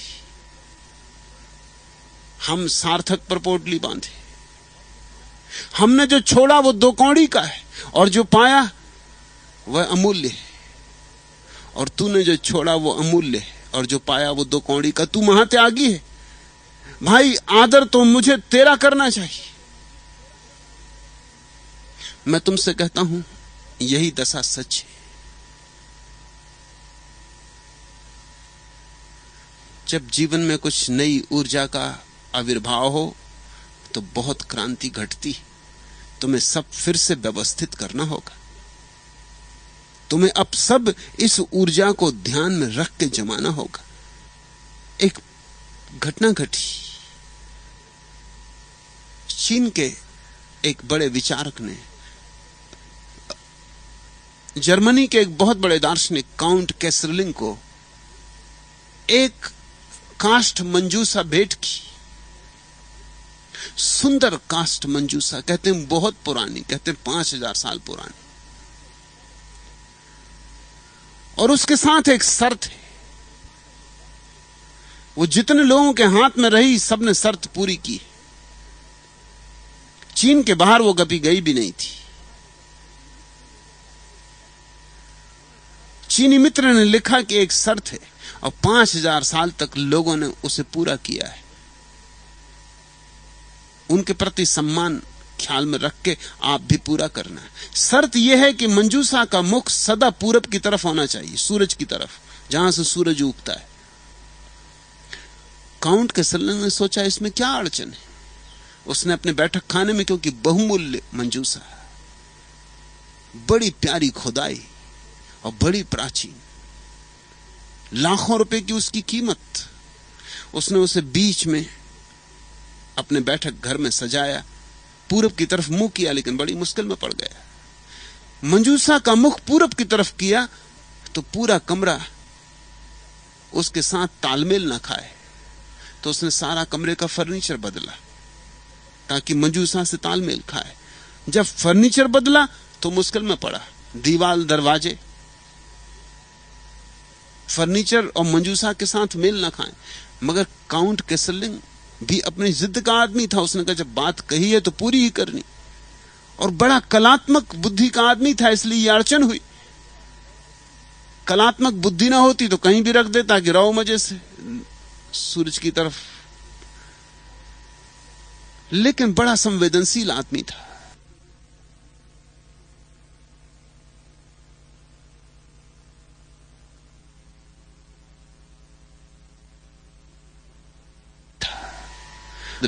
अब कमरा पूरे मकान से बेमेल हो गया, तो उसने पूरा मकान बदला।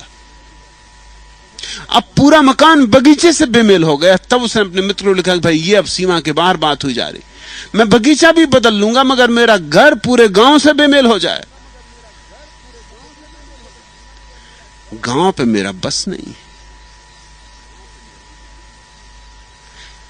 काउंट कैसरलिंग की आत्मकथा में जब मैंने ये पढ़ा तो ये उदाहरण मुझे महत्वपूर्ण लगा। ऐसी ही घटना जीवन में घटती, बस एक चीज बदल जाए, जरा सी चीज, कभी कभी बड़ी छोटी चीज, और तुम्हारी पूरी जीवन धारा उसके अनुकूल बदलती। लोग मुझसे पूछते हैं, आप क्यों आग्रह करते हैं कि सन्यासी गैरिक वस्त्र पहने, कि माला पहने? इन छोटी छोटी चीजों से क्या होगा? याद करो काउंट केसरलिंग को। वो छोटी सी माला गले में पूरी जिंदगी का रूपांतरण कर सकती है, अगर तुम में थोड़ी भी संवेदना हो। क्योंकि फिर मैं तुम्हारे साथ हूं, फिर तुम्हें जरा मुझे ध्यान में रख के जीवन चलाना पड़ेगा। एक गाली मुंह पे आते आते रुक जाएगी, वो माला से मेल नहीं पड़ेगा। सिनेमा के क्यों खरीदी जा रही, खड़े होते होते चल पड़ोगे, क्योंकि वो गैरिक वस्त्रों से मेल नहीं खाएगा।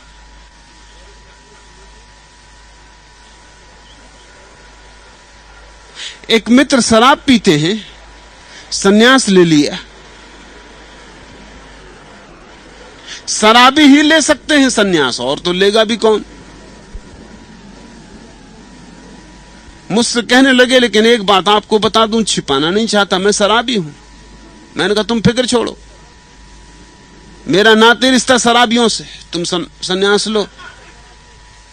वो कहने लगे, लेकिन देखिए मैं आपको बता देता हूं, मैं सन्यास लेके भी छोड़ ना पाऊंगा शराब, बहुत मुश्किल है। जिंदगी भर कोशिश कर चुका हूं, ये छूटती ही नहीं। तो तुम फिक्र छोड़ो, तुम सन्यास तो लो, फिर देखेंगे। कोई 5-7 दिन बाद वो आए, उन्होंने कहा मुश्किल में डाल दिया मुझको। कल शराब घर में जा रहा था कि एक आदमी एकदम साष्टांग गिर के मेरे चरण छू लिया, बोला महाराज जी आप कहां जा रहे हैं, ये शराब घर है। तो मुझे लौटना पड़ा। मैंने कहा अब इससे क्या कहें। इतने भाव से कह रहा है बेचारा कि महाराज जी आप कहां जा रहे हैं। सोचा होगा कि महाराज जी भटक गए, ये कहां चले आ रहे हैं। उसने कहा एक झंझट खड़ी कर दी आपने। अब मैं डरता हूं शराब घर में जाने से कि कोई पैर पकड़ ले, स्वामी जी आप यहां। तो क्या उत्तर दूंगा? मैंने कहा ये तुम समझो। अब तुम्हें सन्यास बचाना हो तो सन्यास बचा लेना, और शराब बचानी हो तो शराब बचा लेना। झंझट हमने खड़ी कर दी, अब तुम चुन लेना। छोटी छोटी बातें कभी जीवन को आमूल चूल बदल जाती। निष्ठा ठीक हुआ,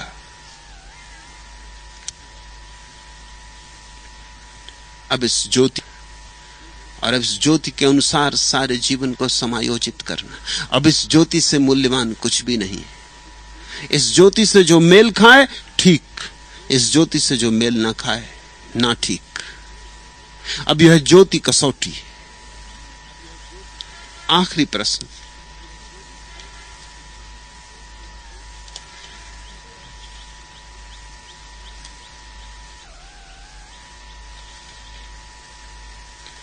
मैं क्रोध से अत्यंत पीड़ित हूं। मेरा पूरा जीवन क्रोध में ही नष्ट हुआ जा रहा है। इस दुष्ट क्रोध का त्याग करना चाहता हूं। आप ऐसा आशीर्वाद दें कि यह क्रोध रूपी शत्रु सदा के लिए भस्मीभूत। प्रश्न में भी क्रोध है।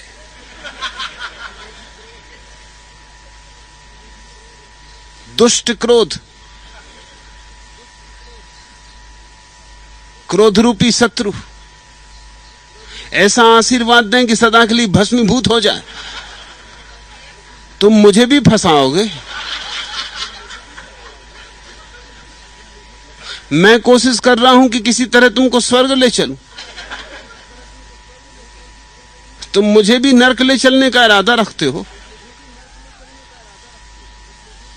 और क्रोध इतनी कोई आसीन बात नहीं कि किसी आशीर्वाद से मुक्त हो जाओ।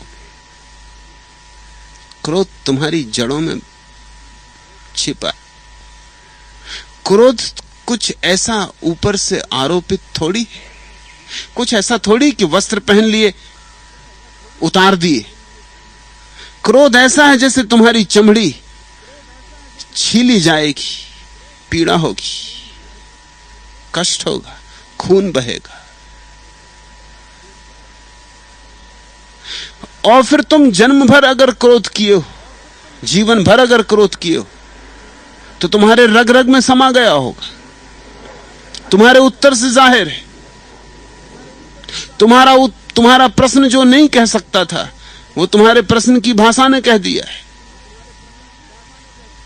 मैं समझा तुम्हारी पीड़ा को। इस क्रोध से छूटने का उपाय इस क्रोध का त्याग नहीं है। त्याग कैसे करोगे? ये कोई चीज थोड़ी है कि छोड़ दी। ये तो तुम ही हो। तुम क्रोध रूप हो गए हो। ये तुम्हारे रग रेशे में व्याप्त हो गया है। तुम्हें सजग होना पड़ेगा।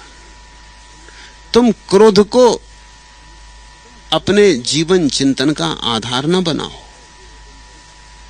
तुम ध्यान में उतरो। ध्यान तुम्हें सजग करेगा। ध्यान तुम्हें क्षमता देगा कि क्रोध दिखाई पड़ने लगे।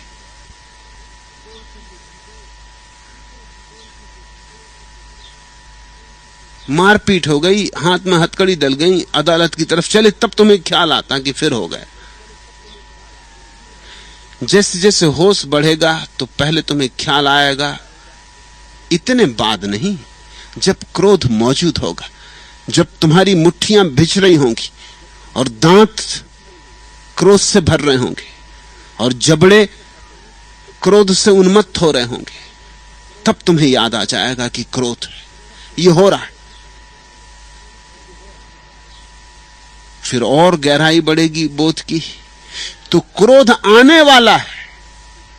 आकाश में बादल गिरे, अभी बरसे नहीं, और तुम समझ लोगे कि क्रोध आने वाला है।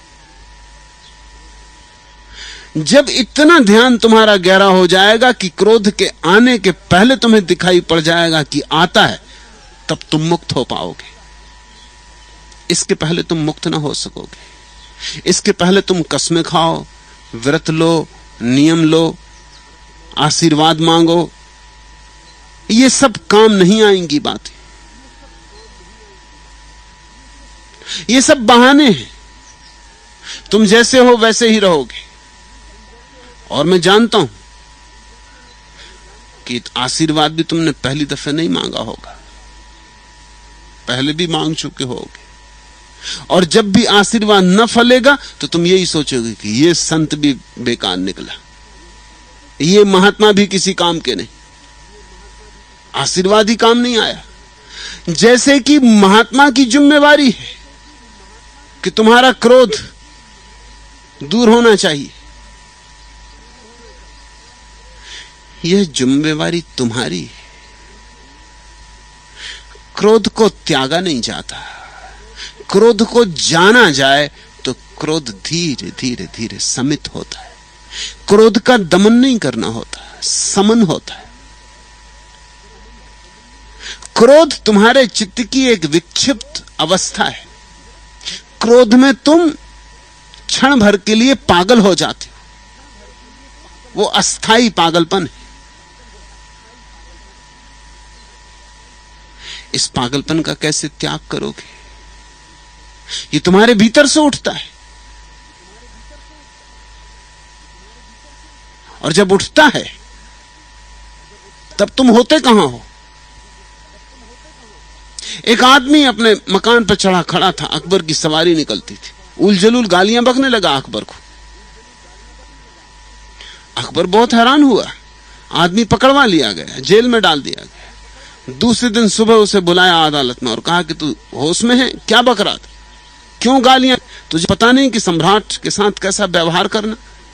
उस आदमी ने कहा, मैंने कभी गालियां दी ही नहीं। अकबर ने कहा, यह भी हद हो गई, मैं खुद ही मौजूद था, अब कोई गवाह की जरूरत है? उस आदमी ने कहा, यह मैं कह नहीं रहा कि आप मौजूद नहीं थे, आप रहे होंगे मौजूद, मैं मौजूद नहीं था, मैं शराब पिए था, मुझे होश ही नहीं है कि मैंने क्या किया। क्रोध में भी तुम ऐसी ही बेहोश अवस्था में होते हो। तुम जाके रसायनविद से पूछो, चिकित्सक से पूछो, होता है क्या क्रोध में? तुम्हारे खून में, तुम्हारे भीतर से विष की ग्रंथियां हैं, वो विष को छोड़ देती, तुम्हारा सारा खून विषाक्त हो जाता है। उस विषाक्त अवस्था में तुमने शराब बाहर से पी कि भीतर से आई, इससे क्या फर्क पड़ता है? फिर तुम जो करते हो तुम अपने होश में नहीं हो। ऐसा बहुत बार हुआ है कि लोगों ने हत्याएं कर दी हैं और उन्होंने होश में नहीं की, विक्षिप्त अवस्था में हो गई। तुम ये छोटी सी कहानी सुनो।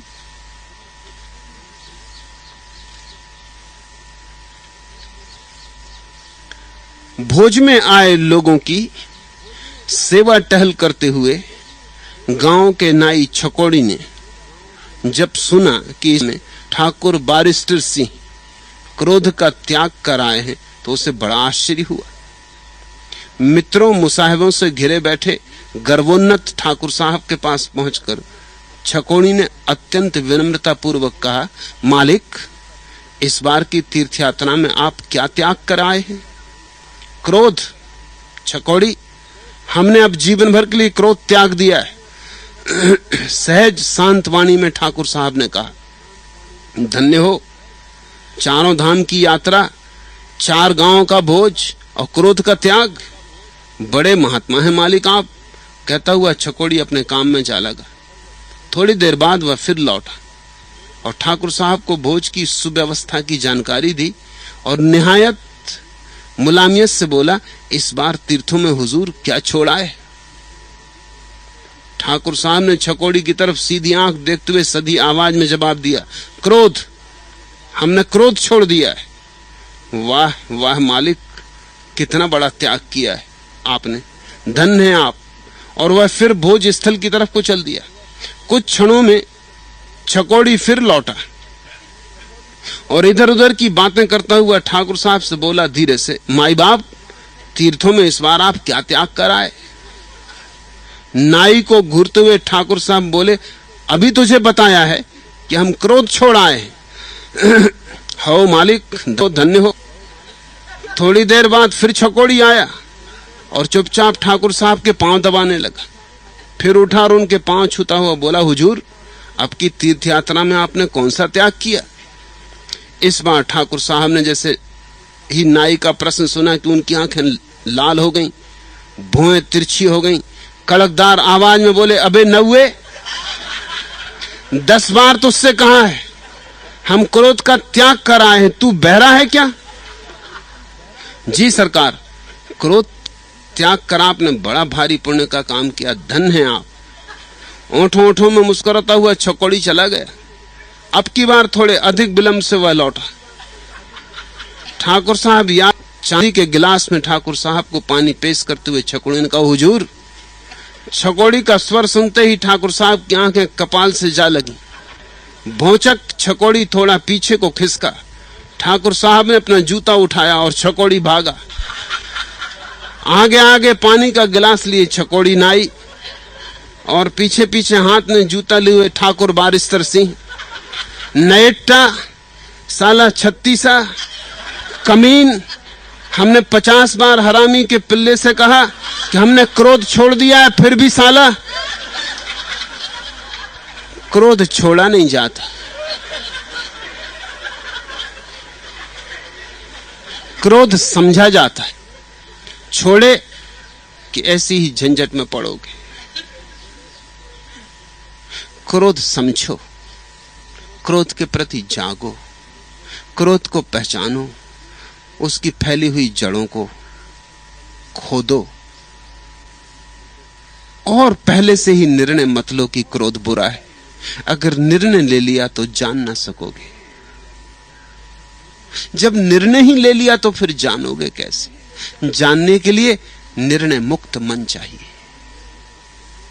भूल जाओ ये कि शास्त्रों ने कहा है कि क्रोध शत्रु है। तुमने अभी नहीं जाना, और जब तक तुमने नहीं जाना शास्त्र 2 कौड़ी के। भूल जाओ ये कि क्रोध जहर है, ये तुमने अभी नहीं पहचाना, और तुम्हारी पहचान हो तो ही इस बात में कुछ अर्थ है, अन्यथा यह सब बकवास है। छोड़ ही दो सारे निर्णय और निष्कर्ष कि क्रोध क्या है। निर्णय शून्य, निष्कर्ष रहित। तुम्हारे भीतर जब क्रोध उठे तो उसे देखो जैसे आकाश में उठते बादल को कोई देखता है, न अच्छा न बुरा, न पक्ष न विपक्ष। सिर्फ पहचानो क्या है क्रोध, क्या है। धीरे क्रोध जब होगा तभी तुम्हारी आंख खुलेगी, और धीरे धीरे क्रोध के आने के पहले उसकी हल्की सरसराहट मालूम होगी और तुम्हारी आंख खुलेगी, और अंततः सरसराहट भी ना होगी। कोई दूसरा आदमी स्थिति पैदा करेगा, गाली देगा, अपमान करेगा, उसके गाली और अपमान देते ही तुम जानोगे कि स्थिति मौजूद है। अगर मैं मूर्छित हो जाऊं तो क्रोध होगा, अगर मैं सजग रहूं, होशपूर्ण रहूं, अगर ये दिया होश का जलता रहे तो क्रोध नहीं होगा। होश में क्रोध विसर्जित हो जाता है, जैसे प्रकाश में अंधेरा नहीं होता।